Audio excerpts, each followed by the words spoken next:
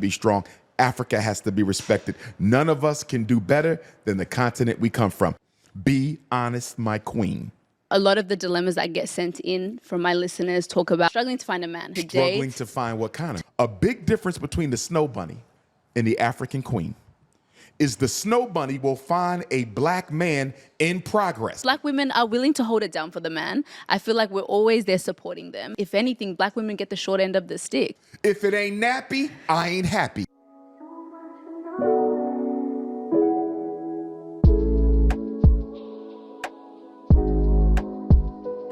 What's up, guys? It's your girl, Wintana, and you are tuned into the Bittersweet Podcast. And today we have a very, very special guest on the podcast today. We have American African Pan-Africanist, psychologist, motivational speaker, Dr. Umar Ifatunde. How are you? I'm well, and yourself, queen? I'm very well, thank you. I'm so excited to have... I actually can't believe you're here in Australia. Me either. On the Bittersweet Podcast. It's been a long time coming. Is this your first trip here? First time in Australia. You Amazing. guys were the last continent.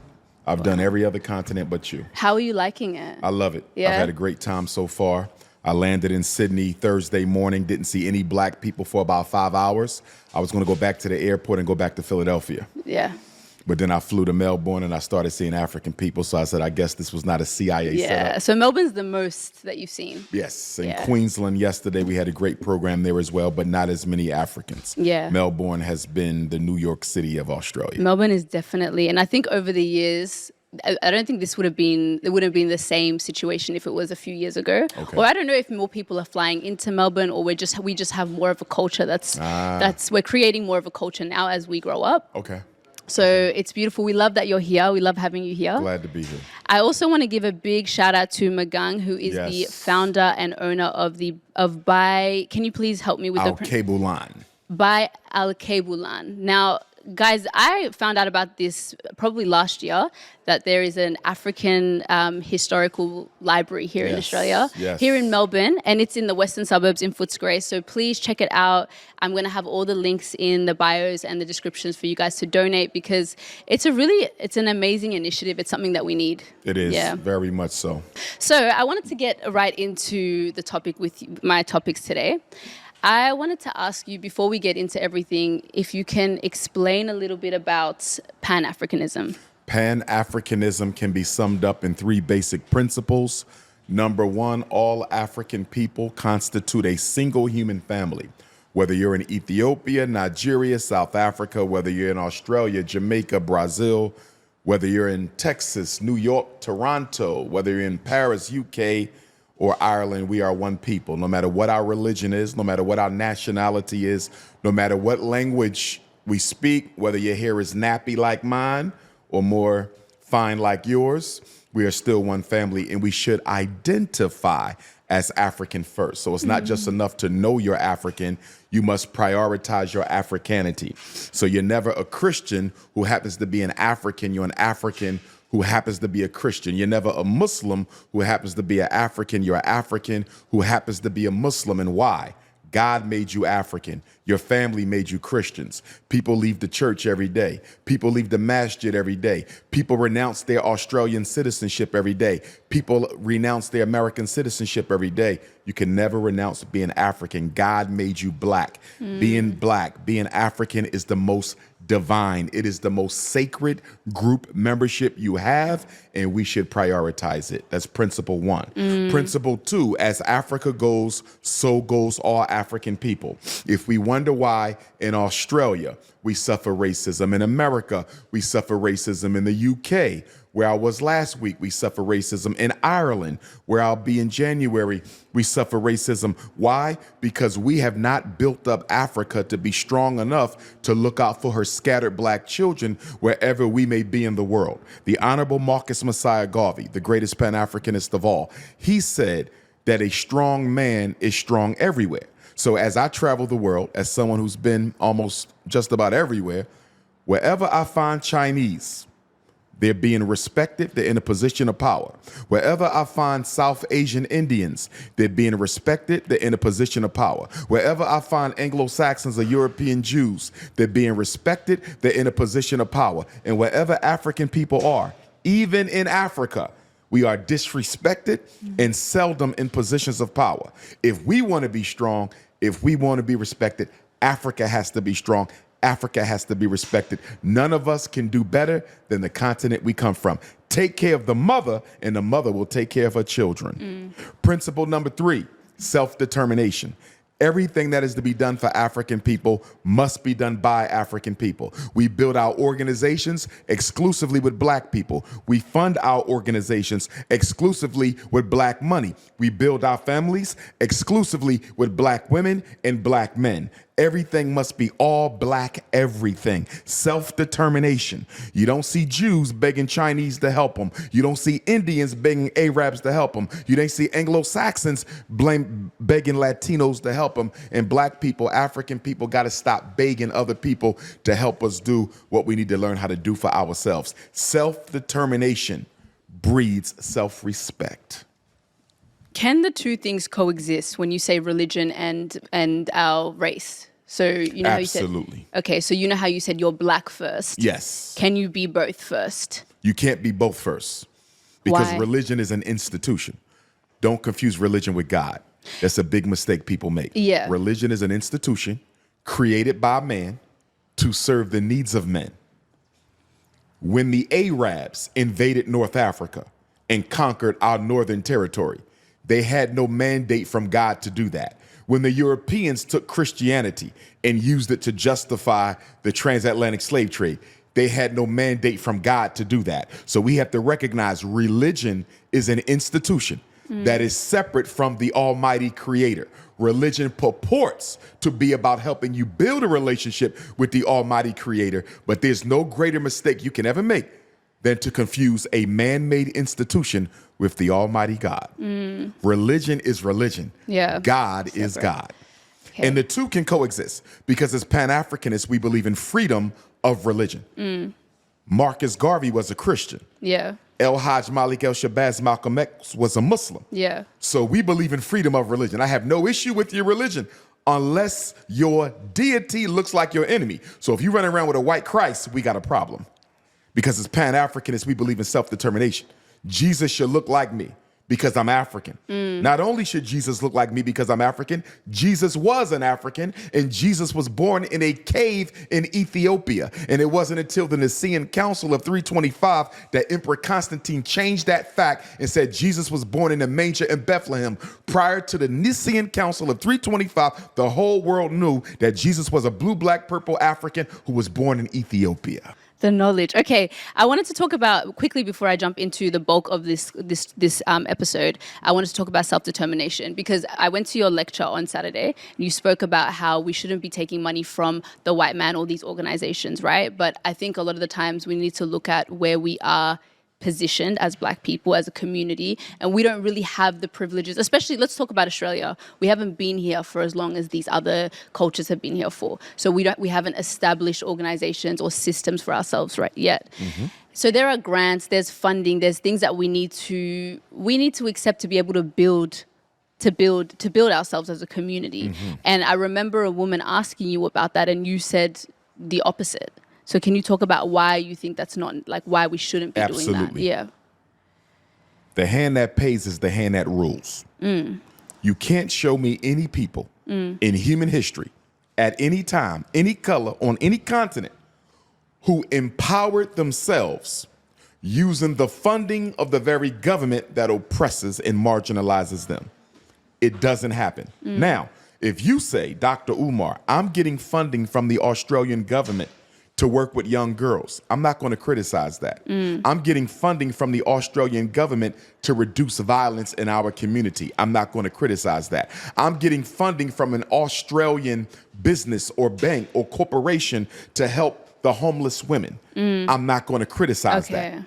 But if you say, I am a frontline Pan-Africanist organization that's fighting for freedom, justice, and equality for the Australian African, then it becomes a contradiction. You cannot be a frontline revolutionary or frontline activist group who's fighting for freedom, justice, and equality for all Australian Africans and take money from the government. That's a contradiction. But if you're only taking money to service a certain issue or challenge or concern in our community, I will be patient with you because you're serving a need that needs to be met. But then my bigger question would be, how long are you going to be on this financial umbilical cord to your oppressor? Yeah. Until you get to the point where you can finance that program yourself. In other words, Queen, I can tolerate us getting the funding to some extent, especially our women, right? Yeah. But what is the exit date? What is the freedom date? What is the emancipation date? Can you tell me where and when are you projecting to cut off the funding from the Caucasian and start funding yourself? Well, I think you can. Like, I think if you take it for seed funding to build a business, like, look, let's talk about this podcast and this studio. I think to build it and to grow a community at the beginning, it's necessary because we don't have the resources. And then after some time where you've built an established brand or you've built you've built something, you can then start to ask people actually create a business that's like running on its own, or having people that or have people want to donate towards the business or put money into it. I can agree with your strategy, but when you say it's necessary, yes, I think it's necessary. I would push back to some extent. You know why? I'm willing to bet that Australian Africans, and I'm speaking collectively of everyone, from the Ethiopians to the South Sudanese and everyone in between, I'm sure they're buying Christmas gifts. I'm sure they're going to musical concerts.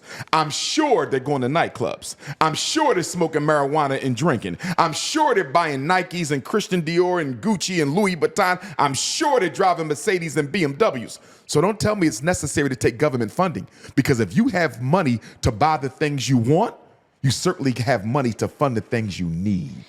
Facts. What if we're not doing both? I don't think there are people that are going clubbing. There can be people that are going clubbing there can be people that are not going clubbing and putting money towards their passion instead, but don't have enough funds to do that. I'm sure. Yes. But I'm speaking as a community. As a community. Because we should act as a community. And listen to this though. As a community, unfortunately, we're not seeing I feel like it takes us a while to see each other as credible. We don't put money into ourselves until we get to a certain point. We don't do that. I agree. So if it takes taking money from funding bodies to do that and to build and then going to the community, then that's what it takes. But here's what I want you to see.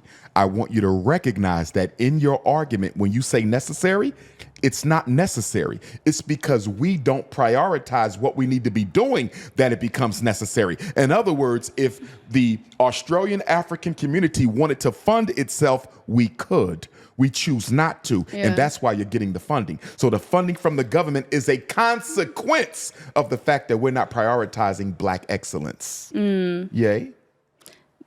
I can agree to it. Yay. I can agree to it. Yay.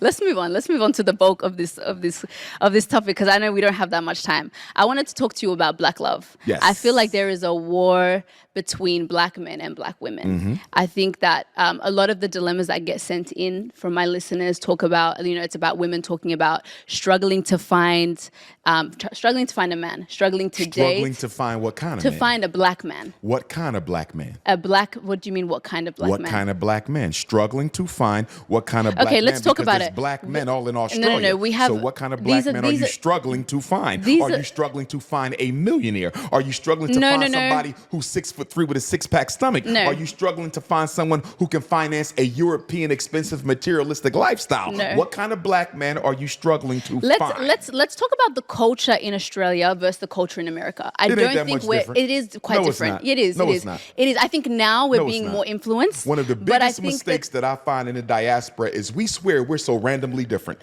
As probably the most traveled African in the Western Hemisphere, we're not that significantly different. No, but we there are. Might be some new. No, we're not. No, we're not.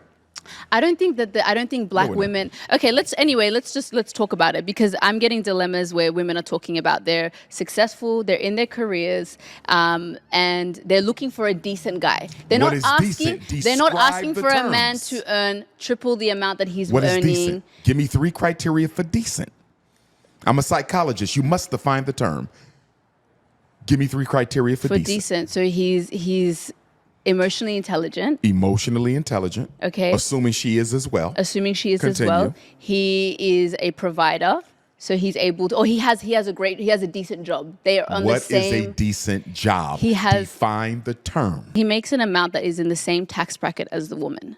Let's just say that. The same tax bracket. Okay. Emotionally Financial intelligent. equity. Yes. Okay. I would just say he's a provider, he's nurturing, and he cares to build a family with her. Okay. Yeah. And the question? And the question is, women are struggling to find men that they can date. Okay. Couple things. Number one, black women cannot, shall not, should not expect a black man to be able to provide them with the same type of a lifestyle that a Caucasian can provide for the white female, because the Caucasian benefits from white privilege, the black man suffers from white racism. So we should not be, no sister should be looking for a European equivalent or an African equivalent of a European. A black man has to work twice as hard to get half as much. So although I can appreciate the financial equity, but if you are a doctor, a lawyer, an engineer as an African woman in Australia or America or the UK or Toronto or Johannesburg, looking for a black man who has financial equity with your type of career success, that's going to be difficult. You might got to tone it down a little bit. What I find as a therapist who works with couples, married, divorced, and otherwise, too often black women prioritize a man's income over his masculinity, meaning he can provide. He's willing to help with those children. He will nurture you, look out for you, but he might not be able to put you in a Mercedes. He might not be able to help you with that $1 million mortgage. And I've seen black women turn down good men, very good men, because he didn't have the economics, but he had everything else. Sisters need to be careful not to fall into this European narrative of judging men primarily by how much they make. I can agree with that. I think that these are two extreme scenarios here. Because I think if a man we're talking about financial equity, if he is making enough to build a household with you, to be a leader in the household, I think women are okay with that. I think that's not what they're getting. I think they're getting the other end of the spectrum. That's what we're hearing. You know what I mean? Would you have a problem if you met a man who made half of what you made or a third of what you made, but he had a financial vision of an empire, a business, some sort of an entrepreneurial undertaking? See, I think that's dangerous. Stay with me. I think that's dangerous. Let me finish it, and then I want you to respond. And he needed you to help invest in his dream. And he gave you a definitive timeline. He said, give me 12 months or 24, no more than that. If you invest in me, I promise you what I'm going to build will equal where you are. Would you have a problem investing in him? What does investing in him mean? Let's say he needed $700 a month to help fuel this dream. He needed $700 for 24 months. Could you do it? You're reluctant. I am reluctant because what's the guarantee? There is no guarantees in love. There is no guarantees in romance. And also, I think context matters. How long have we been together? I agree. You know, if it's just a guy that I met last year and all of a sudden he has these dreams and he wants me to fund it. Y'all been dating for about 2 years. You like him. There might even be some love there. And he's saying there might be some love there is crazy. There has to be some love there. Let's say there is. Has to be a future there. And I think that's what I'm saying. Context matters. If I see myself with this man. But you didn't answer the question. Let's say all those things are there. Will you financially invest in him? Be honest, my queen. They already answered for you. They said hell to the nizzo. Yeah. Look. Why not, though? Why do you have a problem with that? Given the atmosphere of racism and economic oppression that black men suffer in Australia, why would you have a problem investing in your king? But what are black men subject to that women are not? We're going through the same thing.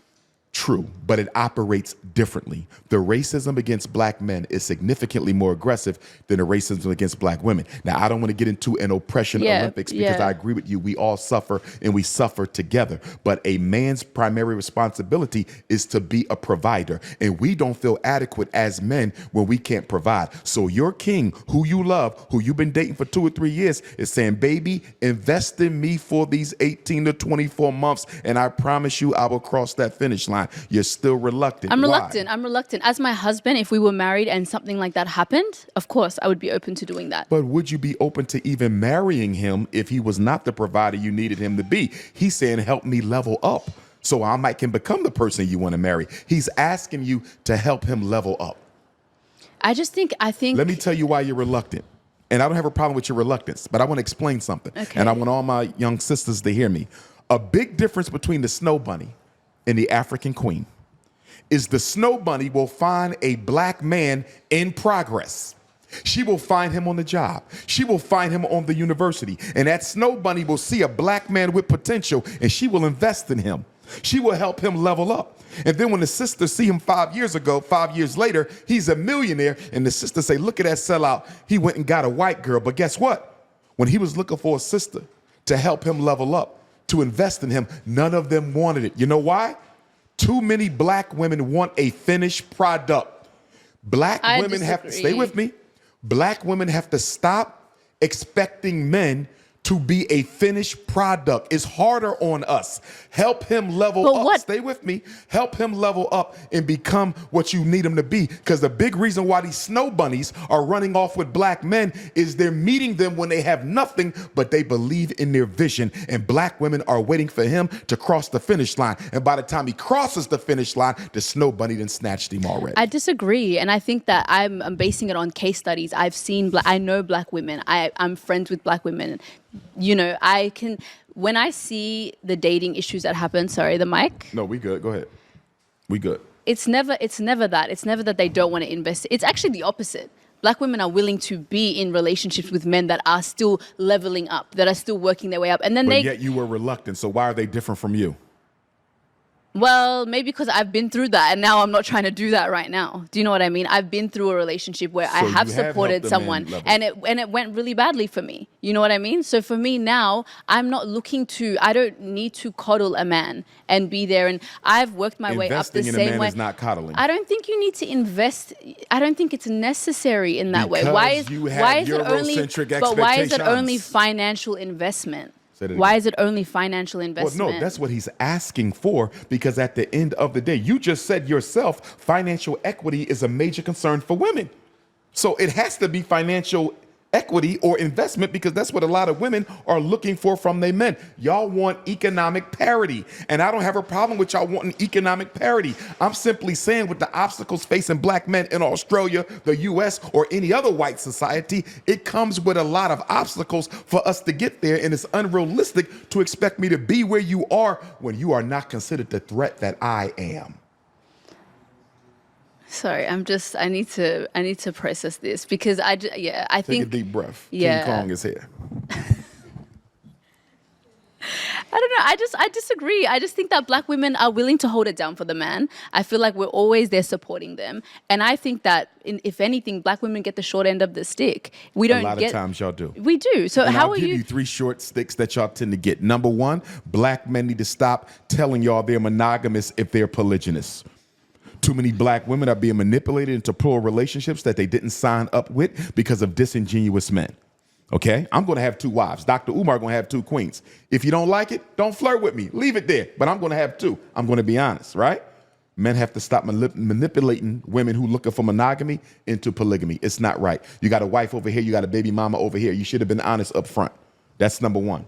Number 2, black men have to stop holding women on an emotional leash, giving her the belief that you may one day commit, knowing damn well you don't want her. Let her go, but you won't let her go because your ego can't stand to see something you throw away get picked out the trash by another man and turned into a jewel. We are wasting too much of y'all time by dragging y'all along emotionally, and that's not good, because black women have a biological clock. Y'all have a tick-tock on how long y'all can have babies, and because of that, we shouldn't be wasting time with y'all. If we're not serious, we should let y'all go. Yeah, and let me add to that. We got to stop putting our hands on our women. Too much domestic abuse, too much domestic violence. Too many black children are watching their mothers get abused by their fathers, and it's creating intergenerational trauma. So yes, there's a lot we need to do better for y'all. And I'm here to apologize to all my sisters in Australia for any black man that has done you wrong, because we need to level up in ways other than money that money can't fix for us. So I'm with you, Queen. Absolutely. We need to become better men, but we need y'all to be a little bit more sensitive to the economic challenges that black men face. Me, I don't have that issue. I got 6 degrees. I got my doctorate. I'm the most popular Pan-Africanist in the world. I'm good.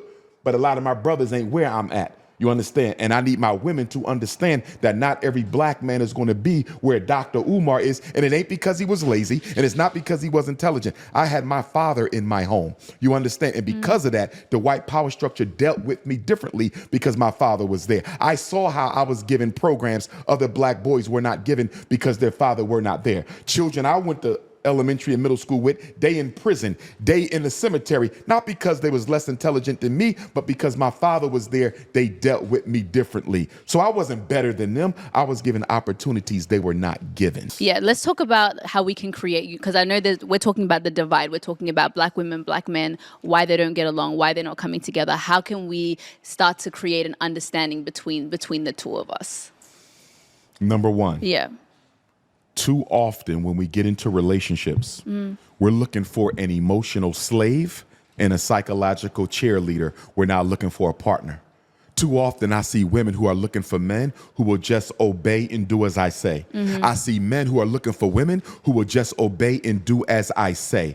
Are you really looking for a partnership, or are you looking for a cheerleader or a slave? Too many relationships are not partnerships. They are dictatorships of the more powerful partner over the less powerful partner. That's one. Number two, we need to stop getting into relationships when we have unmet psychological needs from our childhood that we have not addressed. Too many women are dealing with the abandonment of their fathers. You cannot put it on a man to heal the emotional wounds that your father caused. Too many men are looking for women to heal the emotional needs caused by their mother's abandonment. Deal with the trust issues from your parents.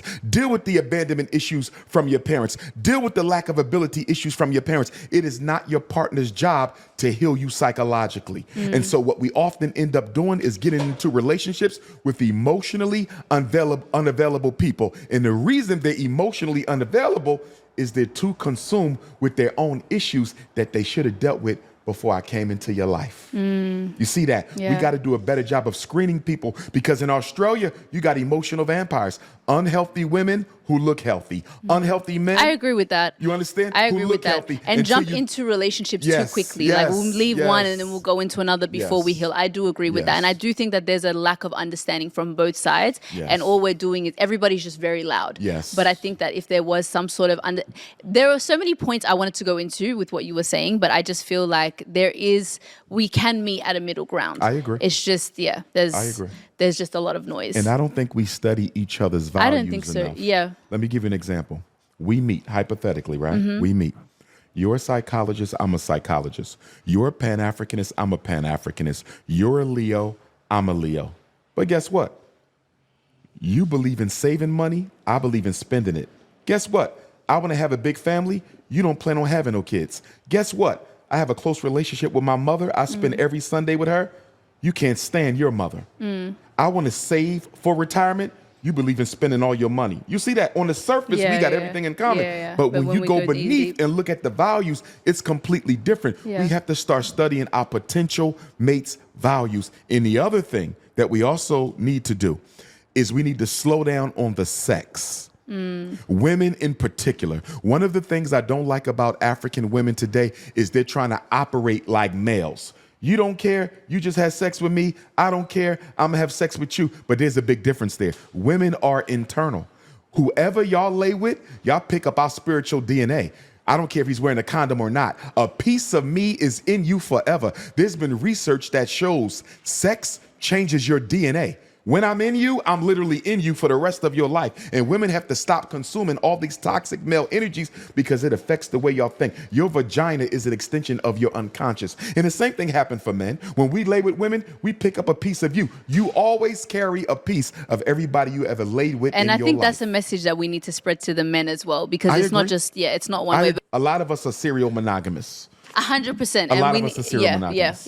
And we don't want to be alone. Yes. And I think that's a problem. And we don't want to commit. I don't want to be alone. But I don't want to commit. Serial monogamy. Let's get into the last segment before we wrap up. This is called Bitter or Sweet. It's a game. I'm going to give you this paddle. So basically, I'm going to run through. We're going to have to do this really quickly. So bitter or sweet. Take your time. You're a sister. Let me give you this one. They can wait.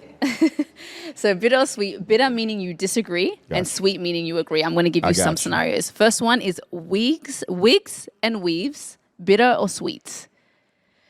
Bitter. If it ain't nappy, I ain't happy. If I can't grab it, you can't have it. Bitter. I want all nappy, everything, all natural. I want organically African Australian queens from head to toe. I love it and I hate it at the same time because I don't like that black women are always criticized. I don't like that.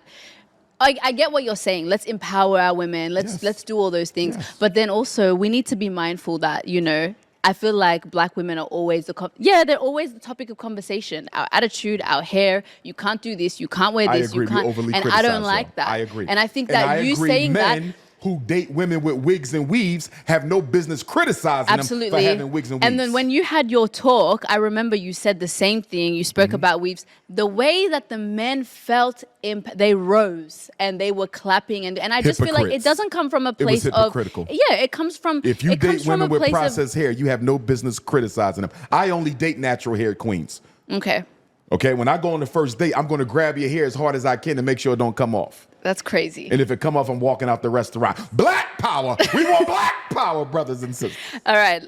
I mean, you kind of answered this during the podcast, but settling for a man that makes less than you, bitter or sweet?